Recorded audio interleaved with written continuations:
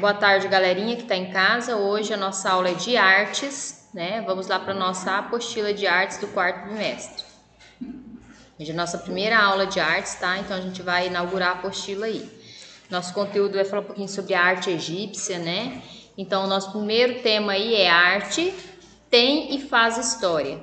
A gente sabe que estudar arte é conhecer um pouco de tudo que já aconteceu, né? Desde os tempos remotos, os tempos mais antigos, até os dias atuais. Então a trajetória da humanidade pode ser lida nos objetos de arte, eles mostram o olhar dos artistas sobre o mundo e revelam uma história repleta de emoções. Aí nós temos aí uma grande pirâmide, né?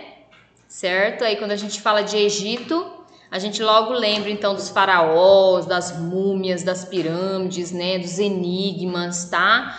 Então é todo um deslumbrar, né? De curiosidades que a gente tem acerca deste conteúdo. Então aí nós temos uma grande pirâmide, certo? Neste capítulo nós vamos conhecer alguns desenhos egípcios, descobrir como era a vida, né, desse povo tão importante para a nossa história, os egípcios, né, e como era diferente da nossa vida. Para o ponto de partida, então no Antigo Egito, as figuras humanas eram representadas de maneira diferente, peculiar, curiosa. Você acha que os personagens da imagem à direita, esses daqui, ó, estão de frente ou de lado? Então a gente percebe que o corpo está frontal, mas que os rostos estão de perfil, ou seja, de lado, né? Você acha que a pessoa ficou parada nessa posição para ser representada? Sim ou não? Você que dá a sua resposta. Compare a imagem, esta imagem do lado direito, com esta aqui do rapaz aí na praia. E quais são as diferenças? Então a gente percebe que aqui, né, o rapaz está com o corpo lateral e o rosto frontal, né, de frente, enquanto aqui o corpo está frontal e o rosto está lateral, certo? A gente chama de lei da frontalidade para os povos egípcios.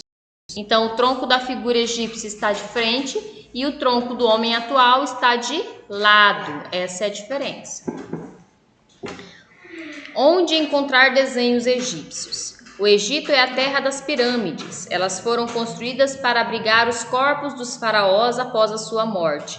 O corpo do faraó, mumificado, era colocado em uma câmara funerária que ficava no centro da pirâmide.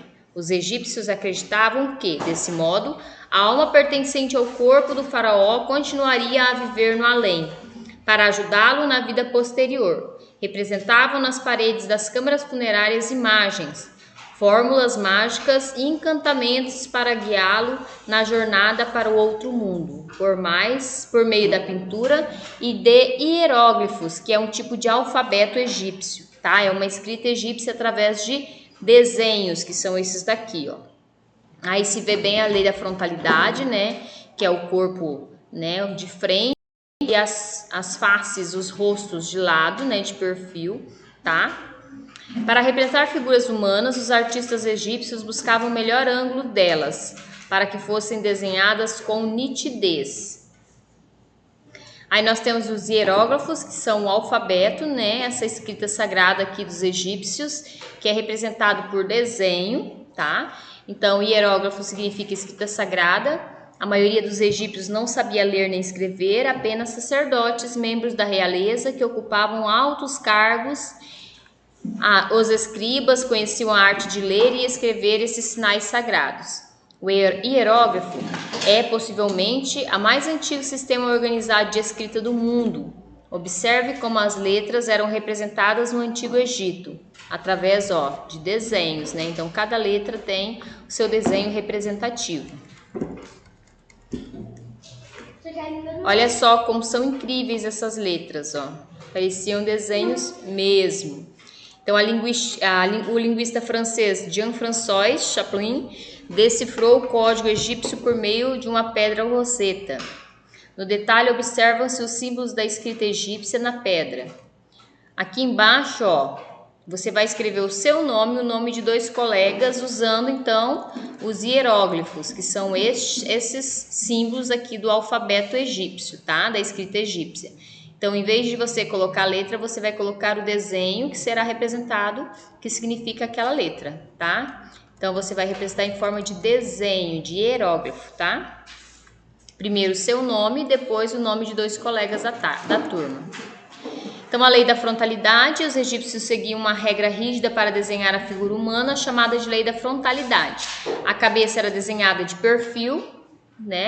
O olho de frente, o ombro e o tronco eram representados de frente. Desta maneira, braços e pernas ficavam bem visíveis. Os egípcios faziam isso para colocar na figura tudo o que realmente era importante. Aqui, ó, apenas os olhos aparecem de frente, o rosto está de perfil. O tronco dos personagens está representado de frente. Os pés são exatamente iguais.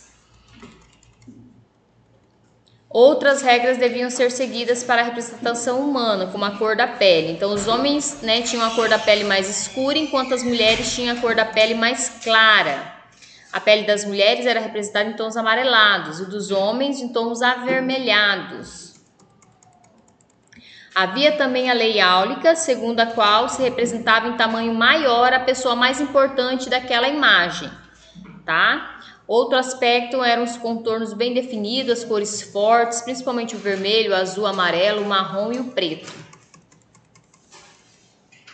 Aqui você vai fazer um desenho da sua família e vai estabelecer algumas regras para isso. Então, você vai desenhar os mais velhos, maiores, porque vai representar então, né, a lei áulica. Essa daqui, ó. Deixa eu voltar lá em cima. Aqui os hieróglifos, deixa eu achar aqui, lei da frontalidade. A lei áulica, essa aqui, ó, onde era destacado o personagem principal da imagem. Então, aqui você vai fazer, tá? Os mais velhos, que são os principais personagens aí da sua casa, em tamanho maior, e os mais novos em tamanho menor. Lembrando que as mulheres têm a cor da pele mais clara, né, dos tons amarelados, e os homens, né, a pele mais escura nos tons avermelhados, tá? Então, podem fazer aí o desenho. E aí, no ritmo da arte, as pinturas contam muito sobre o dia a dia do Antigo Egito. No interior das tumbas, os papiros, que eram, né, onde ficavam as mensagens. É possível ver cenas de mulheres tocando e dançando em festas e rituais religiosos. A descoberta de inúmeros instrumentos musicais em escavações revela que os egípcios apreciavam muito a música. Os instrumentos mais comuns eram flauta, o clavinete, duplo, a boé e a trombeta. A harpa, a lira, o alaúde eram os instrumentos de corda. Os instrumentos de percussão utilizados em rituais eram o tambor, a pandeireta, os sistros e as baquetas. E aí aqui nós temos aqui, observe esta imagem, qual é este instrumento aqui? Então, este instrumento aqui musical é a harpa, tá? Então, o nosso conteúdo de artes hoje é esse aí, né? Até a nossa próxima aula.